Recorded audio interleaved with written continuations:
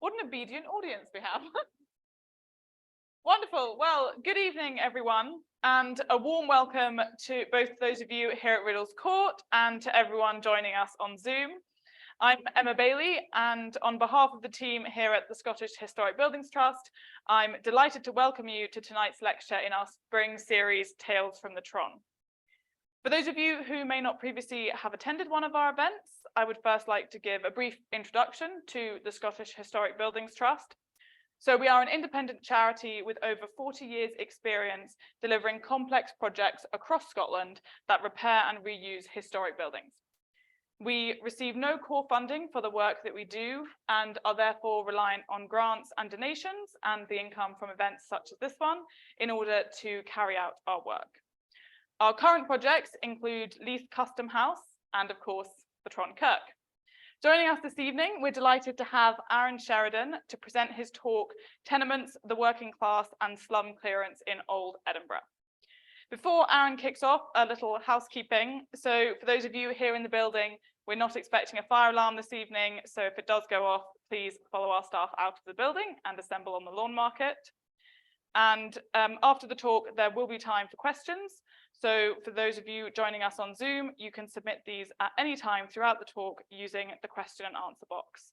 And for any other queries or technical issues, please use the chat box and my colleague Jess will endeavour to help you. And now on to this evening's main event. Please allow me to introduce our speaker.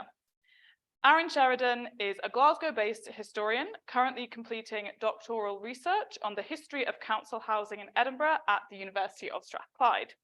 His other research interests include the history of drugs and drug-using cultures, contemporary Scottish history and politics, visual and information media in history, and the history of subcultures.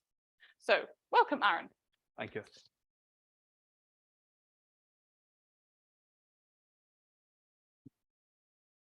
Hello, my name is Aaron Sheridan.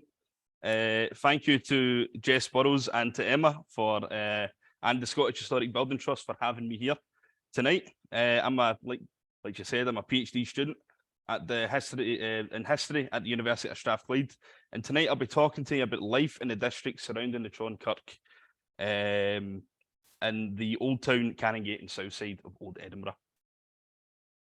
The focus will be mostly on the 18th and 19th centuries, as these are times of great social change in Edinburgh and in Scotland in general. The presentation will be made up of a mix of established history and some of my own original research into the topic.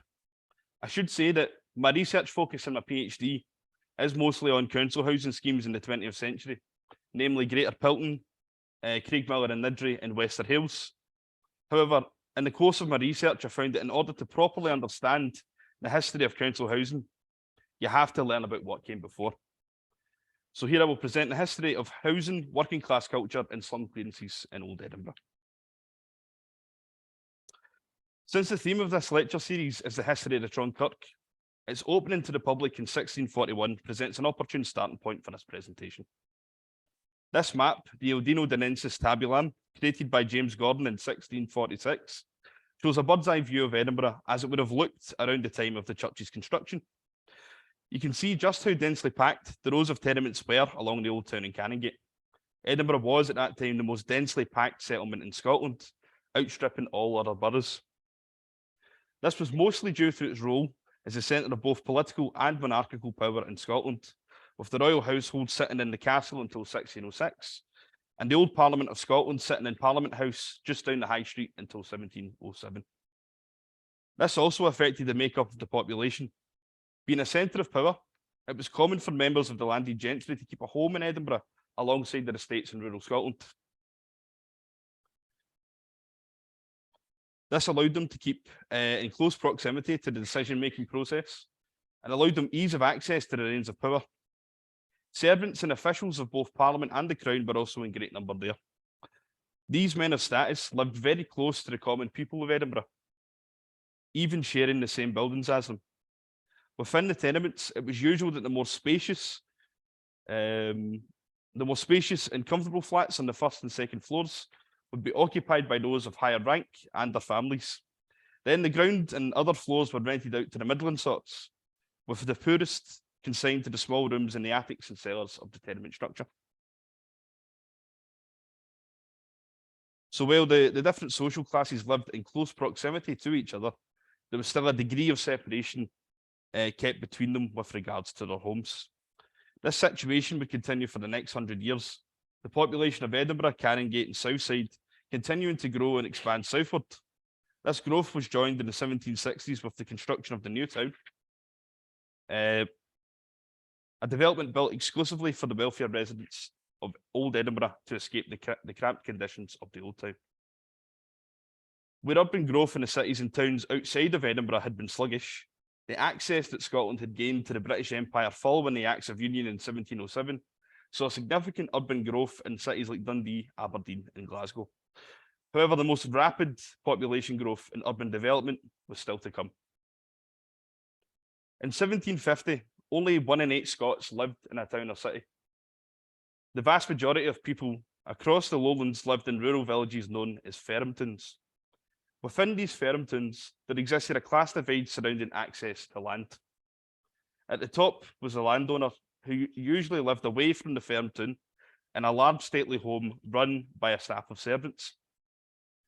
As the owner of the land, their power derived from their ability to rent this land out to commoners and to compel these common folk to work in the fields, pay tribute to them in the form of farm produce, or to provide services to them if they held any relevant trade skills.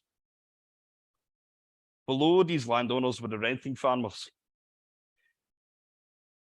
These were common men of relative local status, with enough wealth to afford rent to the landowners either in the form of money or in the form of farm produce. As part of their contract, they were also expected to work on the landowner's holdings during farming season, harvest season, and to provide materials, transport, and other services when needed. They usually held the largest plots of land in the ferm town. The largest class in the countryside, however, were the cottars. The cottars were farmers too, but lacking the relative wealth of the renting farmers, they could not afford to pay rent towards a landowner. Instead, they came to agreements with the renting farmers to assist them in their duties to the landowner in return for a small patch of land on the plot that was rented. The cottars did not have legally enforceable contracts or rights to the land on which they lived and worked, and depended on the goodwill of their social superiors for their existence. The late 18th century saw sweeping changes to the Scottish lowland countryside. Landowners seeking greater wealth began demanding their rents largely in money rather than goods and services. This forced the renting farmers to engage in reformation of their farm holdings. They incorporated changing agricultural practices into their farms and geared their work towards a growing market for agricultural goods in the towns and cities to raise money needed for rent. Those who could not adapt had their plots of land absorbed by those who could. For the cotter, whose patch of land was far too small to be profitable and who consumed the majority of his own produce, this meant complete destitution. The renting farmers increasingly refused to renew their agreements with their poorer neighbours in order to expand the land that could be used for profitable farming, and the cottars were forced out of their homes that sometimes had been in their families for hundreds of years. This process of clearance occurred in several waves across the lowland countryside, and by the 1820s, the cottars had ceased to exist as a social class. Once cleared from the land, the cottars had three options. First, they could look for jobs as farmhands in the new large business-oriented farms. However, there was fewer need for hands than there was before. Second, they could become paupers and apply for poor relief from the rural parish, enduring the shame and the loss of the little status that they had previously held. Or third, they could make their way into the growing towns and cities to look for jobs in the emerging industries. If we look at the population figures for Edinburgh during the period that these lowland clearances were happening, from 1755 to 1821, we can see that the population almost triples. Many of the cottars chose the third option, becoming some of the first members of the urban proletariat. They were joined too by large numbers of both Catholic and Protestant Irish, fleeing sectarian violence and the atrocities in the wake of the failed United Irishman Rebellion. as the new urban working class escaped destitution in the countryside, their numbers swelled in the districts that they settled in. The speed at which they arrived often overwhelmed the infrastructure and amenities of their destinations. In some urban areas, the population more than doubled, but the number of homes stayed the exact same. To meet the demand for housing, it was common for landlords to subdivide larger homes into small ramshackle rooms or to hastily build extensions onto existing buildings. It was also common that, in order to meet rents, that several families might share the one home. The buildings they inhabited, sometimes dating back to the medieval period, were poorly equipped to deal with such large numbers of people.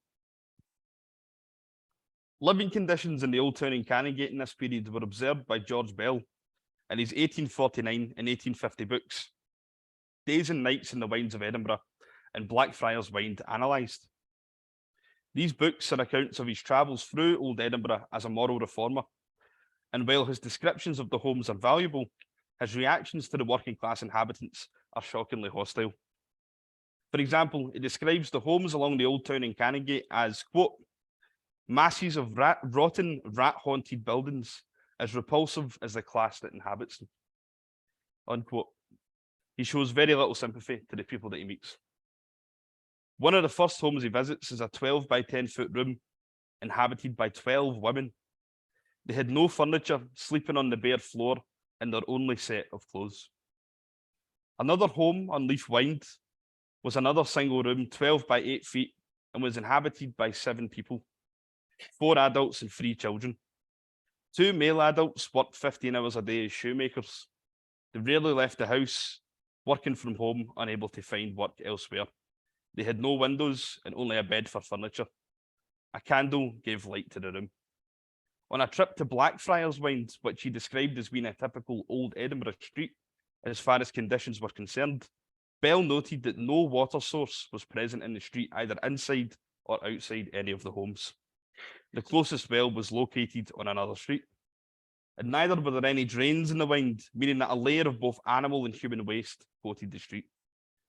Inside one of the homes, Bell encountered a single woman occupying a 6-foot square home with only a skylight to let air and daylight in. She had sold most of her possessions in order to survive, unable to live on her meagre earnings that she made as a cinder woman, whose job it was to collect used coal cinders from other families to be thrown away. Her only furniture was a bed made of stone and straw, and another one-roomed home was inhabited by multiple families, making up 10 people in total. The people and places that George Bell describes here make up the very poorest.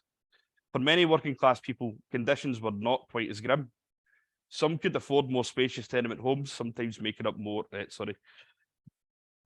up of 2 or more rooms.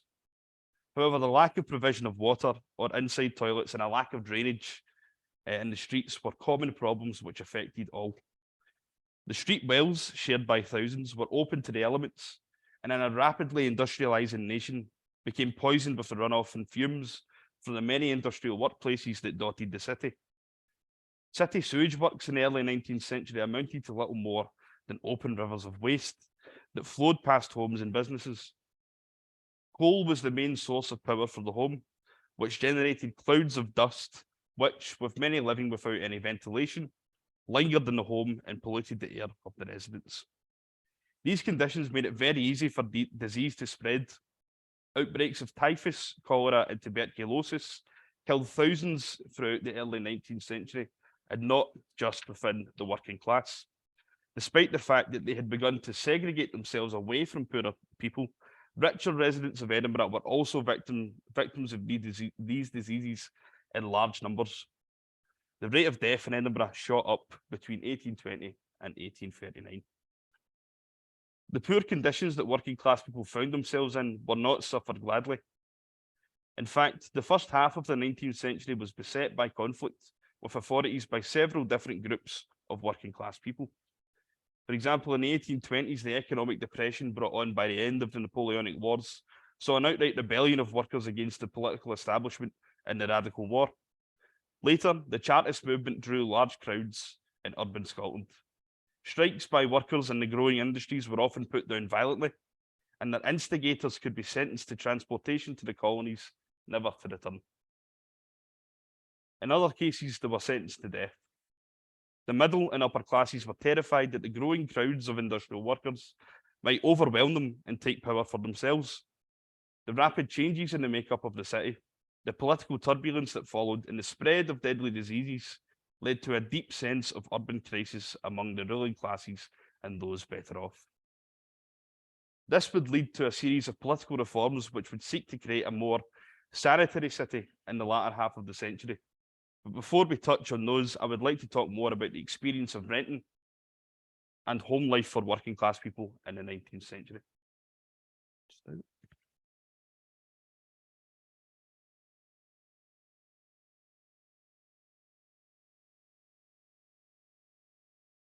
As mentioned, the typical working class home in an Edinburgh tenement was often small. I have described some of the worst conditions to be found in the city, but what of the typical family home? For well over 2/3 of Scots in the 19th century, life at home was lived in only 1 or 2 rooms. These homes could include a coal fire and mantelpiece, 1 or 2 bed recesses, a cooking range powered by coal and wood or gas later in the century. But these were not always a guarantee.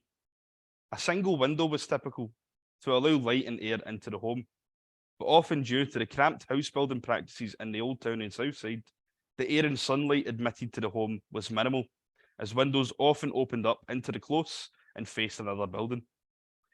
Even if a family could afford to buy furniture like armchairs, dining tables, or dressers, the small space in working class homes meant that these pieces of furniture would have to be moved around during the day. At mealtimes, the armchairs would be pushed aside to make room for the table, which once the meal was finished would have to be moved away again. When the family wished to bathe, the furniture would again have to be rearranged.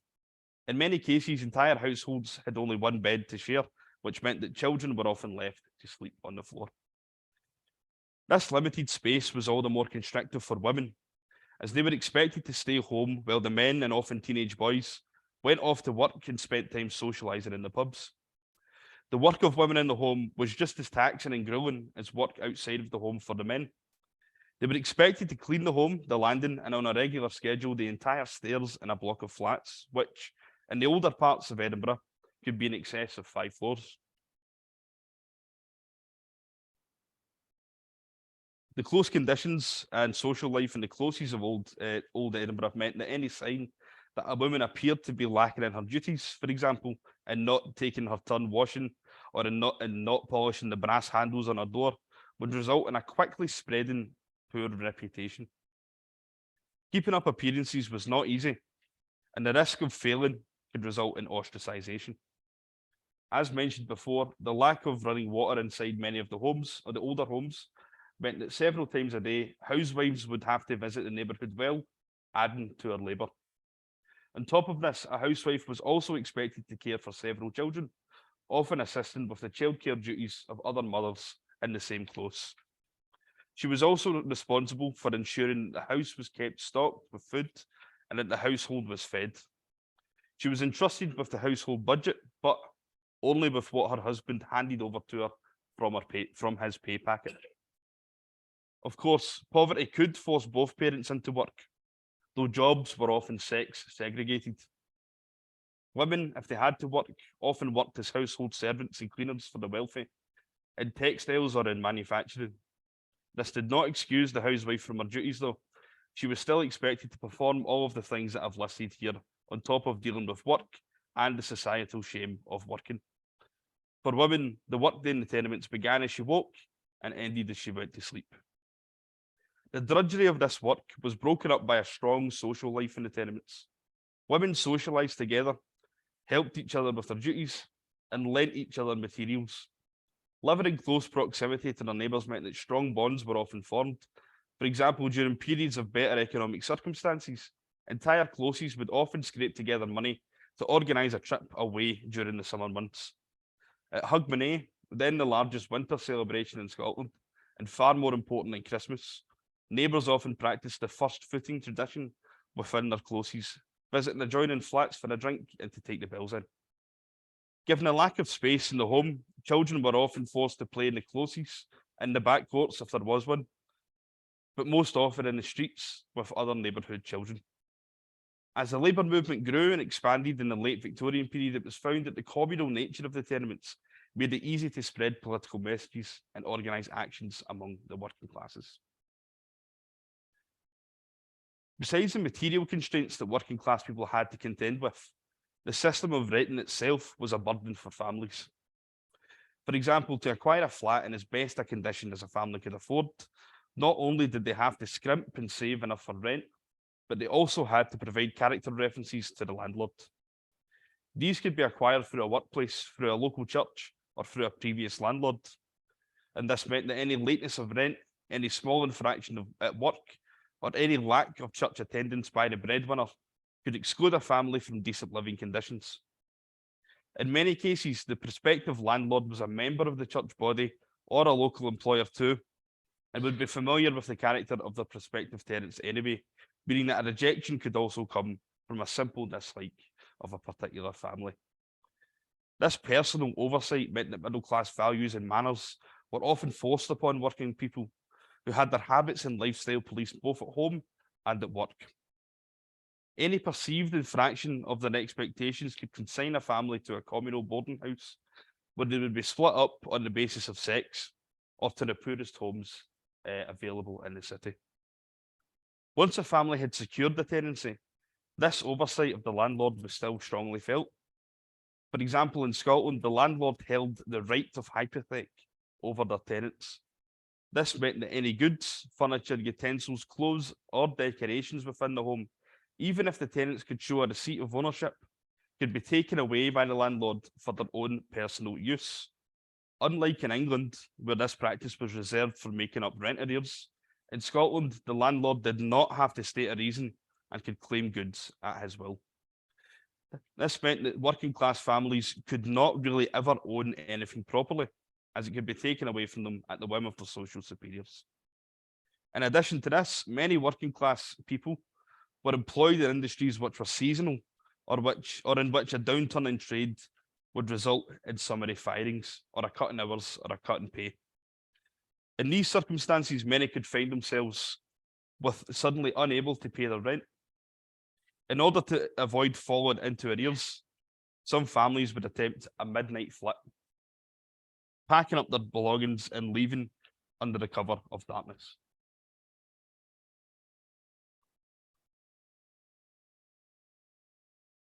However, this incurred problems for that family.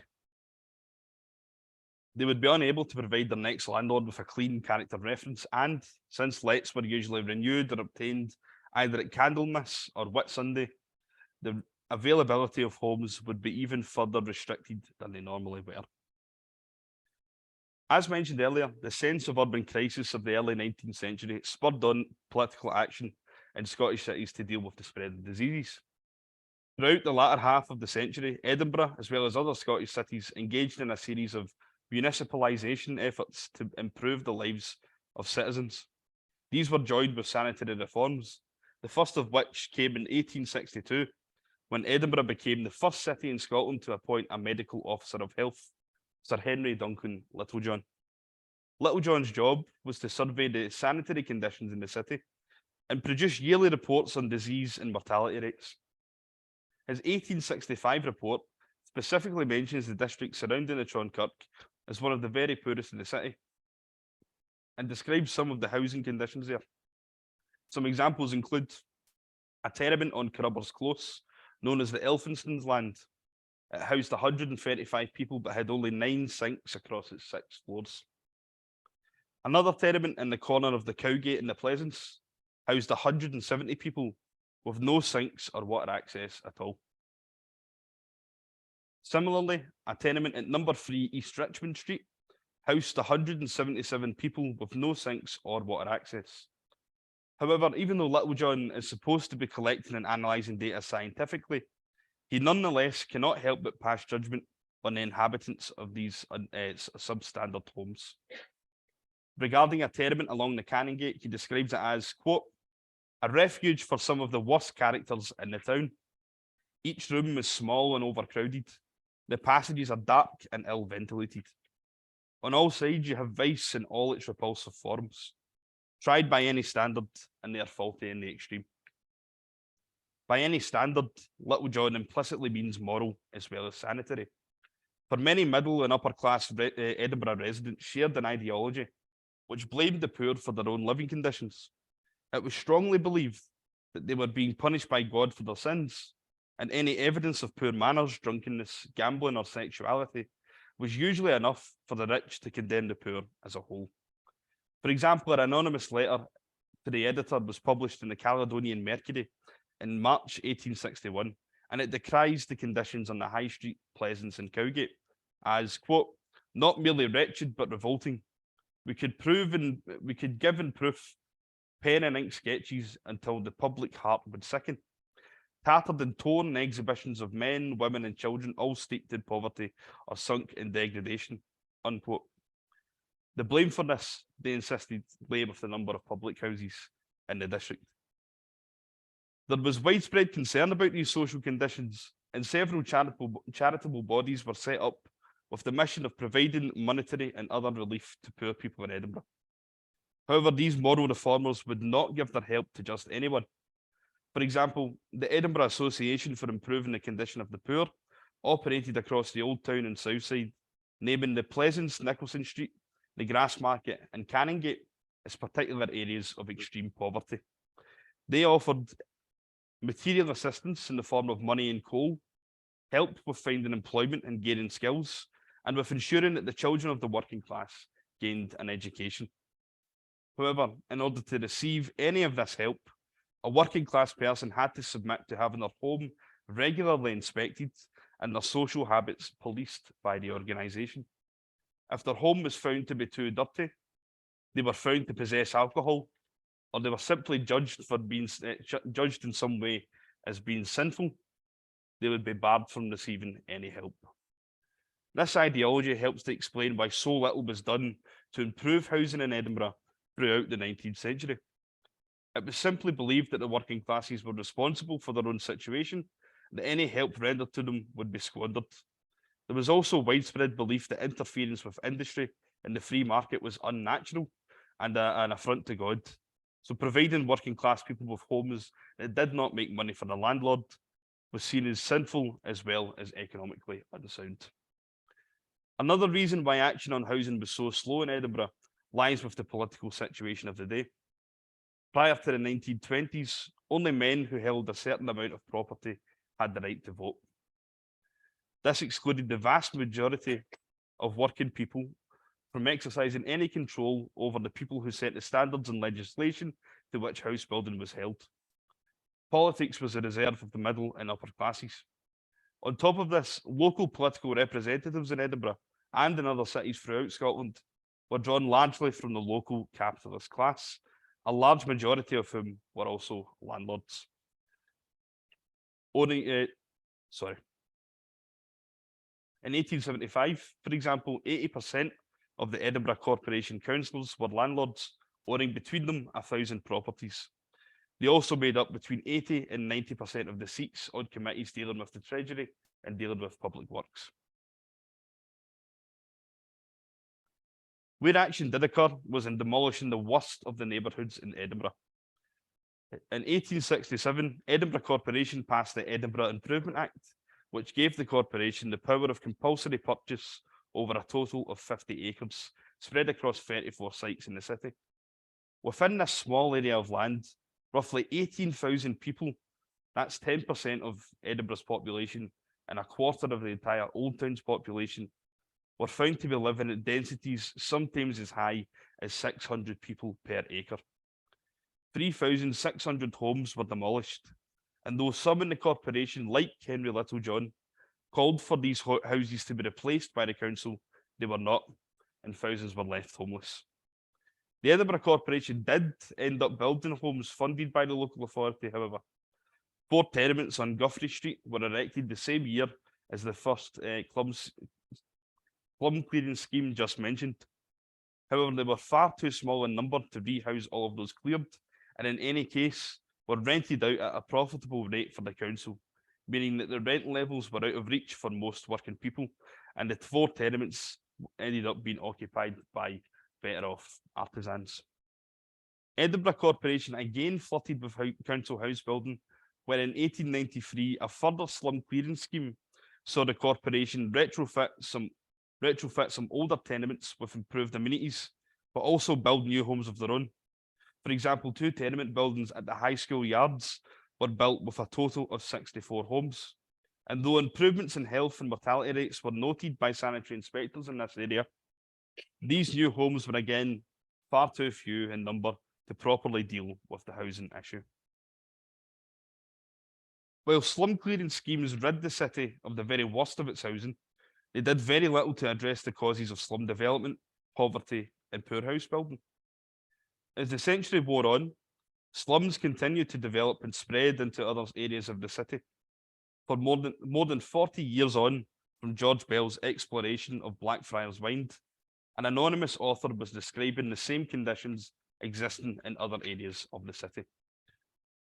They described finding a family of 6 in the Cowgate, sharing a windowless room 3 paces in width, with only a fire for furniture.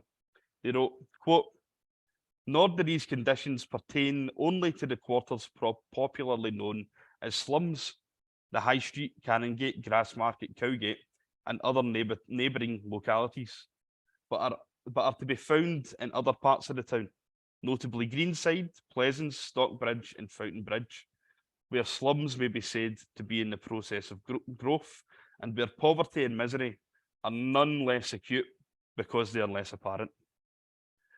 These also have their dreadful dens, their hordes of dreadful half-starved wretches," unquote. Edinburgh councillor at the turn of the century, John Macpherson, believed that as late as the 1890s, there were between 30,000 and 40,000 Edinburgh citizens still living in a home made up of only one room. That's equivalent to 15% of the entire population the entire city's population at the time. The lack of progress and even regression in some ways on the issue of poor housing standards was not limited to Edinburgh. On the eve of the First World War, 58% of Scottish people still lived in a home of only 1 or 2 rooms, a reduction of only 8% from 1861. Between 1861 and 1901, 66% of all new homes built in Glasgow were of only 1 or 2 rooms. In Clydebank, 4/5 of all houses in 1901 were only 1 or 2 roomed. By this point, working class people were beyond tired of these conditions. And to make matters worse, the early 20th century saw an uptick in evictions across Scotland. In 1911, the Letting Scotland Act gave landlords the power to initiate eviction procedures after only a week's worth of arrears. And when in 1915, landlords attempted to capitalise on the influx of workers to the wartime economy in Glasgow by raising rents, a women-led rent strike campaign erupted, in which working class people withheld their rent money and violently resisted sheriff officers, house factors, or landlords' agents that tried to carry out an eviction.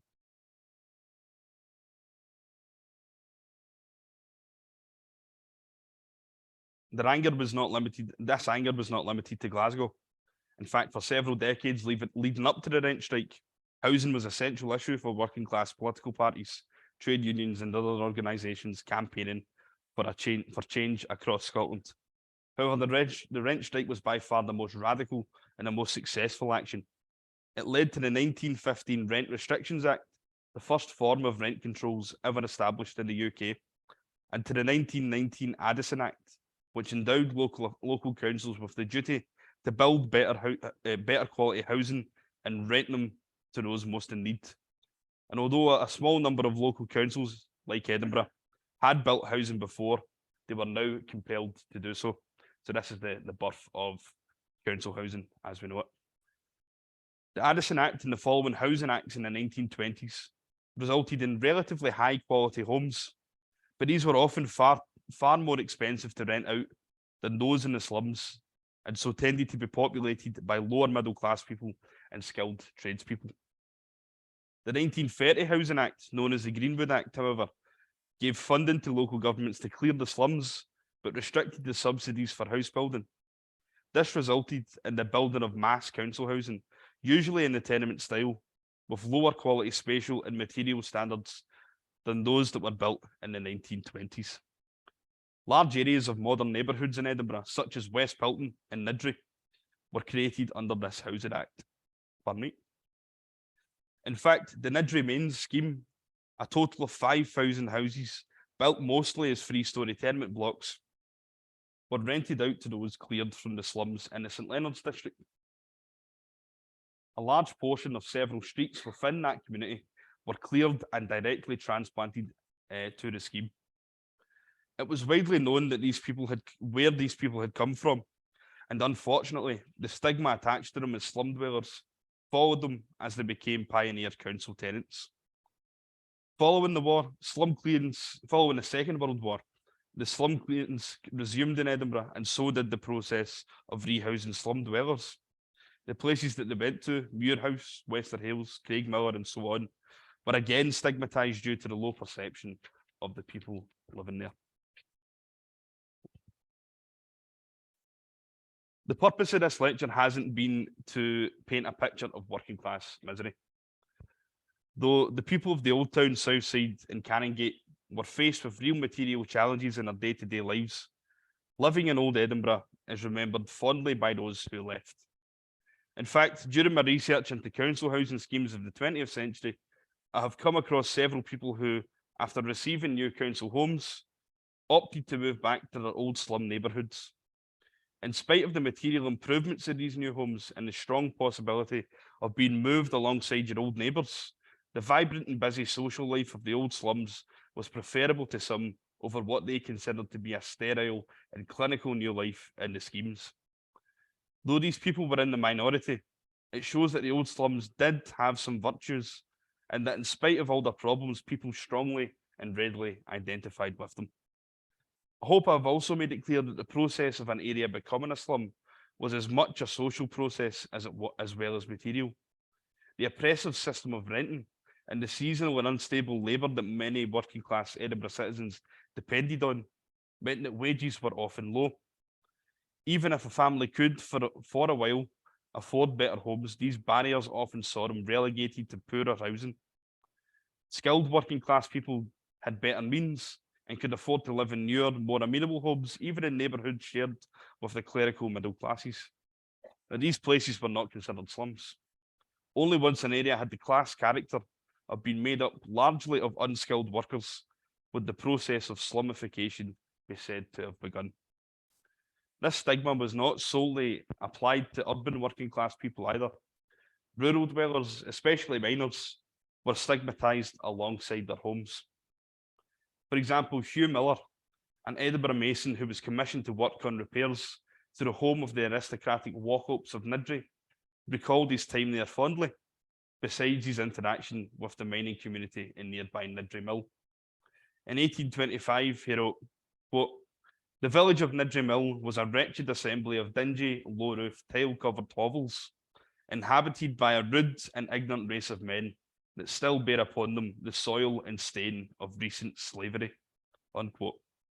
Class discrimination, then, was applied broadly, and neither did it cease when the slums were cleared and their inhabitants moved to council homes.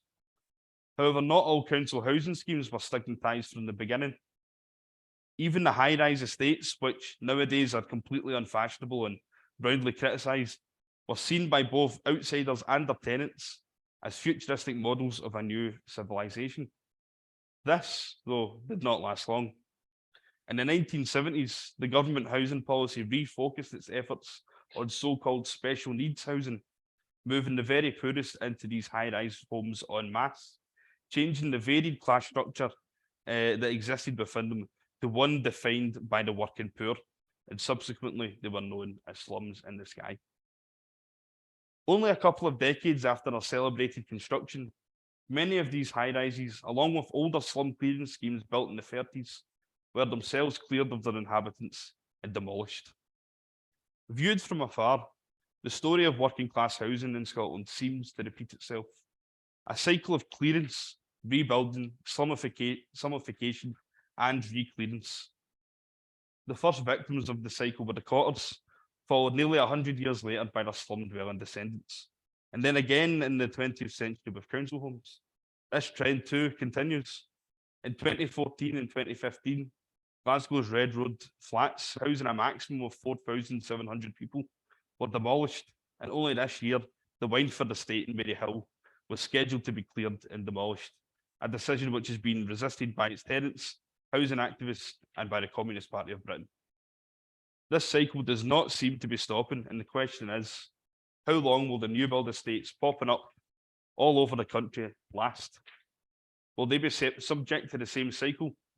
And if we can identify these historical trends, what can we do to stop them? For anybody interested in the history of housing in Scotland, whether it's medieval, early modern, Victorian, or the 20th century, I've left some recommended reading up in the slides. Thank you.